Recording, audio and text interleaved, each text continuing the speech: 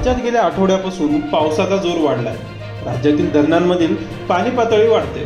राज्यातील 6 विभागातील मोठ्या धरणात आज 45% जास्त पाणीसाठा असल्याची माहिती महाराष्ट्र शासनाच्या जलसंपदा विभागाकडून देण्यात आली।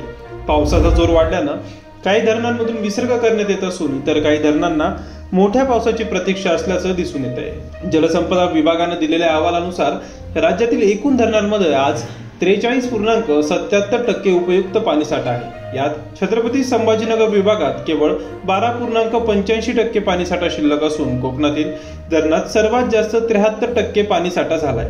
कोकणात सध्या मुसळधार पाऊस सुरू आहे। पालघरमधील धामणी, कवडास, रायगडमधील डोलवाहल, सिंधुदुर्गातील तिल्लारी आदी धरणातील पाणीसाठा 75% पर्यंत गेलाय।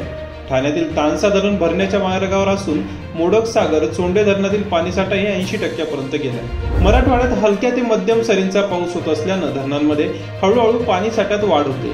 जायकवाडीचा पाणीसाठा अजूनही 5% वर न गेल्यानं मराठवाड्यातील हजारो गावांना पाणी टंचाईचा झळा बसण्याची शक्यता आहे। संपूर्ण मराठवाड्यातील धरणात फक्त 12.66% एवढा पाणीसाठा सध्या शिल्लक आहे। नाशिक विभागात सध्या 34.68% पाणीसाठा असून मागील वर्षी हा पाणीसाठा 43% होता।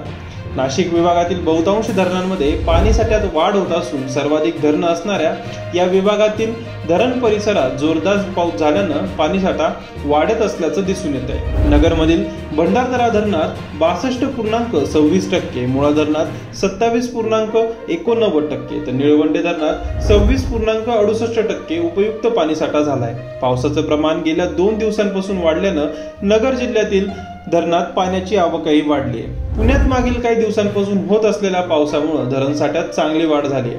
बहुतांश धरणामधील पाणीसाठा आता वाढतोय।